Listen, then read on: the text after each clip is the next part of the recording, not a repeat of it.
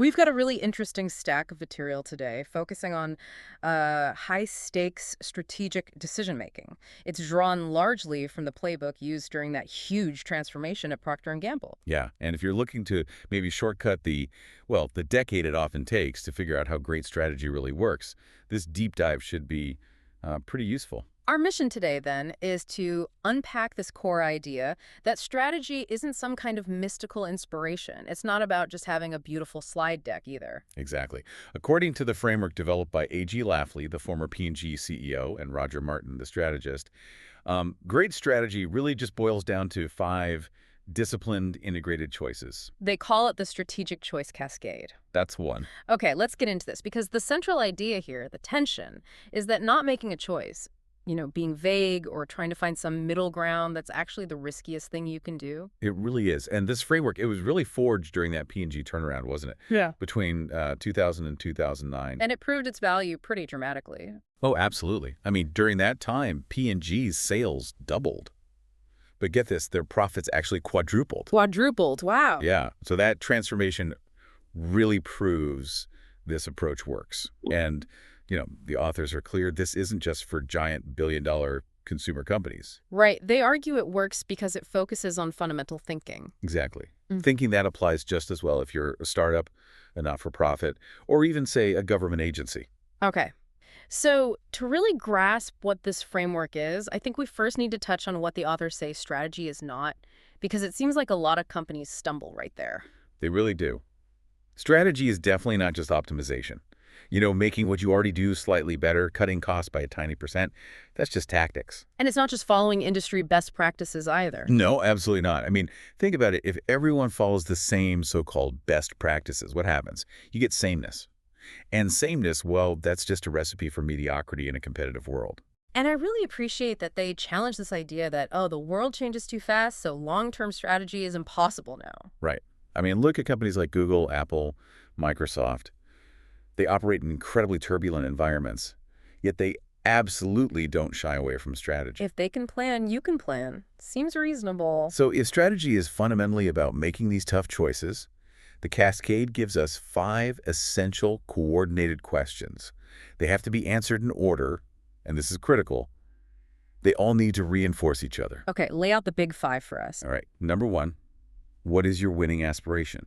Okay. 2, where will you play? Right. 3, how will you win? The core competitive part. Exactly. 4, what core capabilities must be in place? The how. And finally, number 5, what management systems are needed to make it all actually happen? Let's start at the top then with the aspiration, because this seems to be where companies often default to something the authors call playing to participate, not playing to win.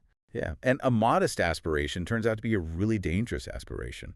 If your goal is just, to be in the market, to participate, you'll almost certainly fail to make the big, hard investments and the necessary trade-offs that winning actually requires. Winning has to be the explicit goal. It'd have to be. There's a classic case study of this kind of strategic passivity, isn't there? The failure of GM's Saturn brand. Oh, Saturn, yes. GM set it up to compete for younger buyers, small car segment, friendly dealerships, no haggle price. Sounds okay on the surface. But it was set up purely to participate, to take a slice of that market, not to dominate it. Meanwhile, who are they up against? Toyota, Honda, Nissan. Right. And those companies were, let's be frank, ruthlessly focused on winning that segment. They were innovating like crazy, driving down costs relentlessly. And because GM's aspiration for Saturn was just to play, they consistently failed to give it the needed investment, the technology upgrades to keep it competitive. Exactly. So what happened? Saturn gets shut down after, 20 years?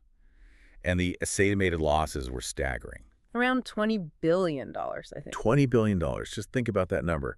It's the direct, devastating price tag of not choosing to win. It shows that aiming just to participate pretty much guarantees you won. Okay, so once you commit you are playing to win, that immediately forces the second big choice, where to play.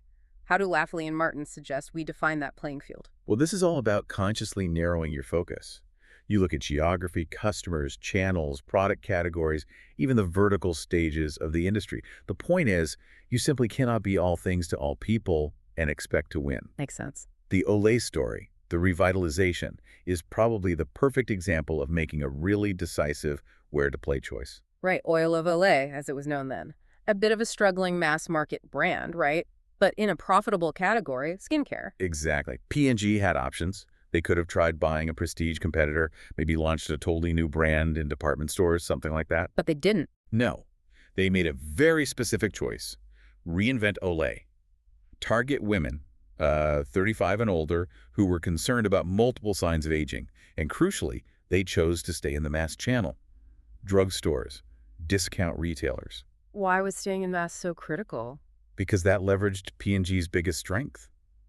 Their existing relationships and scale in those channels. Yeah. They were incredibly disciplined about where they would compete and win. And they innovated within that space too, didn't they? Creating that masstige category. Exactly. Mass prestige. Yeah. Selling higher-end anti-aging products, the kind you'd normally find in department stores, but doing it in that high-volume mass environment. So they captured consumers who might have been defecting from those expensive department store counters? Precisely. It was about leveraging their strengths while tapping into a shifting consumer need. A very smart where-to-play choice. And what's interesting, as you mentioned, is that these choices cascade down. It's not just a CEO level thing. Oh, absolutely not.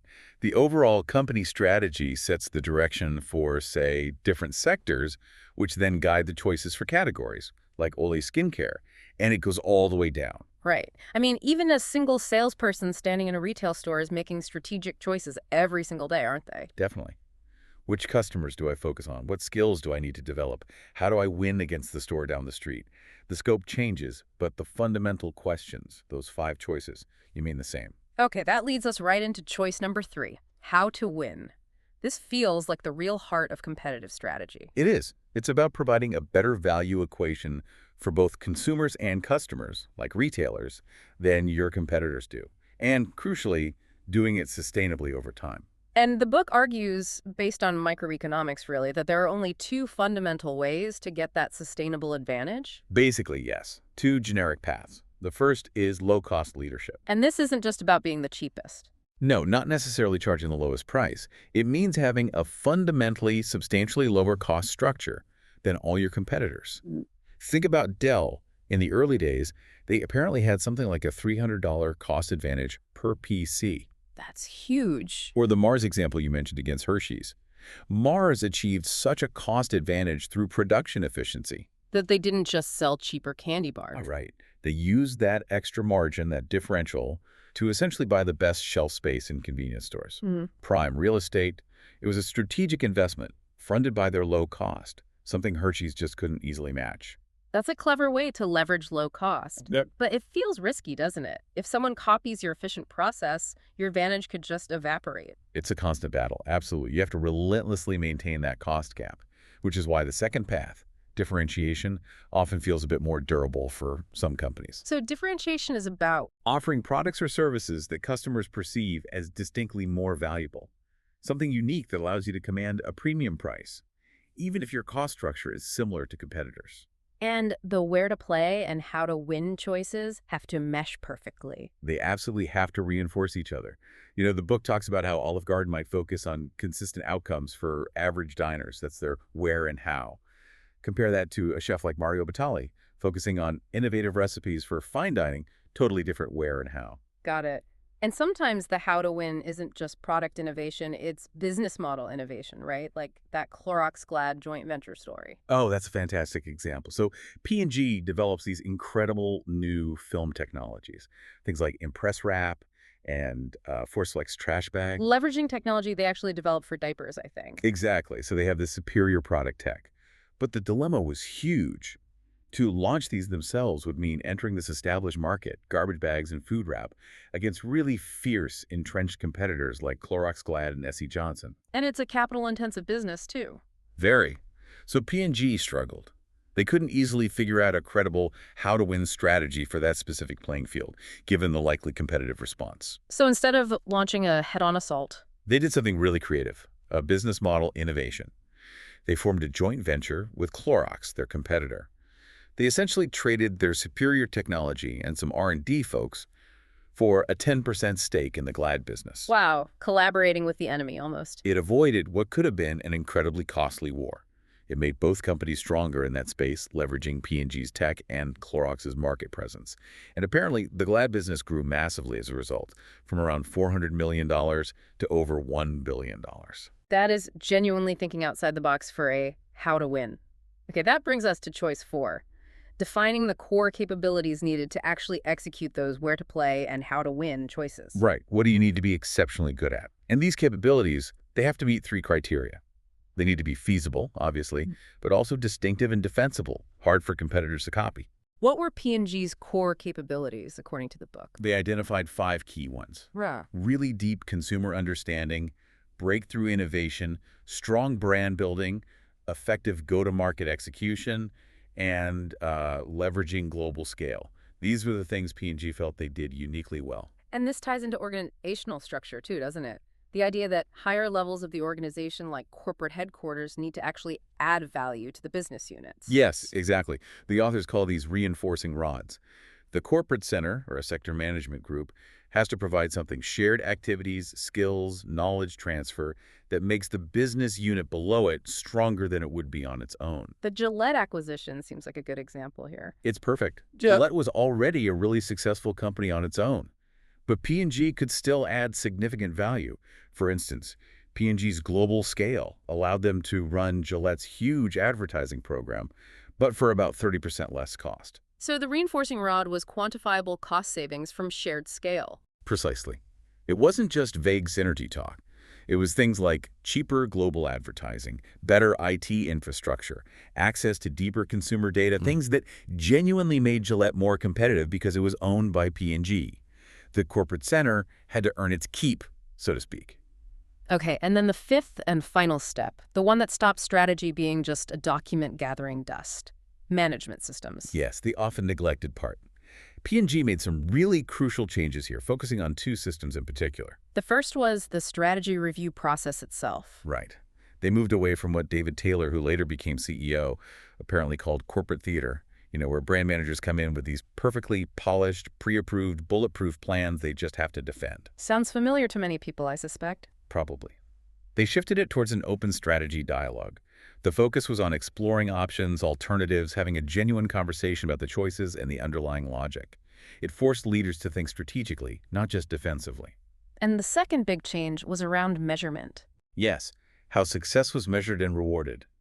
They stopped tying senior executive pay solely to market total shareholder return to the SR, because that's influenced by so many external factors managers can't really control, like, overall market sentiment. So what did they shift to? They shifted to operating TSR. This was a metric based on things managers could directly influence day to day: sales growth, improvements in profit margin, and capital efficiency. It aligned incentives with the actual execution of the strategy. And they also changed how they measured consumer response, didn't they? Especially in baby care. Ah, yes. That was critical. They moved beyond just measuring technical specs, like how absorbent a diaper was. Important, sure, but not the whole picture. So they brought in something else. They introduced weighted purchase intent, or WPI. This aimed to capture the holistic consumer value equation, not just absorbency, but the look of the diaper, the feel, the design, the overall brand proposition, everything that actually influences a parent's choice. And did it work? Apparently, WPI turned out to be a far, far better predictor of actual market success than just relying on those technical engineering specs alone. It forced the teams to think about the complete consumer experience. Okay, so we have the 5 integrated choices: aspiration, where to play, how to win, capabilities, and systems. But the practical question is, how do you actually make these often very tough choices without getting bogged down in endless analysis paralysis? Right, and this is where their specific strategy thinking process comes in. They call it shortening the odds. Because traditional planning often involves analyzing everything, right? Which takes ages, costs a fortune. And usually results in weak compromises because you're trying to satisfy everyone or hedge every bet. Lafley and Martin advocate for a different approach: reverse engineering the choices. And it hinges on asking one key question. Yes, what would have to be true? That's the engine of this process. How does that work in practice? Okay, so first, you frame the issue clearly as a choice. Maybe it's invest heavily, cut costs significantly, or exit this market. Then you generate possibilities. Exactly. Generate diverse strategic possibilities. They even call them happy stories. Descriptions of a potential positive future outcome if you took that path. Yeah. Don't censor ideas at this stage. Okay, got the possibilities. Then, for each possibility, you rigorously map out every single condition that would need to be true for that possibility to actually turn out to be a fantastic choice. What must be true about the market, about competitors, about our capabilities? Right. You just list the conditions, the logic, without debating yet whether they're actually true. Laying out the logic chain. Precisely. Once you have that full map of necessary conditions for a given possibility, then you identify the barriers. Which of these conditions seem the least likely to actually hold true? Where's the biggest leap of faith? Find the weak points in the argument. Exactly. And here's the really clever part for ensuring rigor. You assign the skeptic, the person in the room most doubtful about a particular barrier or condition holding true. You put them in charge of designing the test to see if it's true or not. Huh. That's smart. It forces objectivity. It turns potential arguments into collaborative inquiry. And it leads to what they call the lazy strategist approach. Lazy strategist. Sounds good. It means you test the biggest barrier, the most critical assumption first. If that condition fails the test, if it turns out not to be true, you stop. You eliminate that whole strategic possibility right there, saving enormous amounts of time and resources you would have spent analyzing less critical factors. So it's about failing fast on the biggest hurdles. Exactly. The whole process encourages what they call assertive inquiry, balancing advocating for your own ideas while genuinely trying to understand the reasoning behind others rather than just trying to win the debate. Okay, so summing up, the real power here is this integrated five-choice cascade. It makes strategy a continuous, iterative process focused on making clear, sometimes difficult choices about where you're going to compete and how you plan to win there. Yeah, and those P&G results we talked about, doubling sales, quadrupling profits, market cap doubling, while the S&P 500 actually went down, they really show the potential payoff when this framework is executed well. It's pretty compelling evidence. But, what's also fascinating, and maybe a bit sobering, is that even the best strategy is temporary. It doesn't last forever. Right, competitors react, markets shift. Exactly. Those winning choices P&G made from 2000 to 2009 delivered huge value. But competitors eventually copy successful strategies, making them less distinctive over time. So the search for that distinctive where to play and how to win combination, it truly never ends. It needs constant refreshing. Which leaves us with a final thought for you, the listener, to maybe mull over.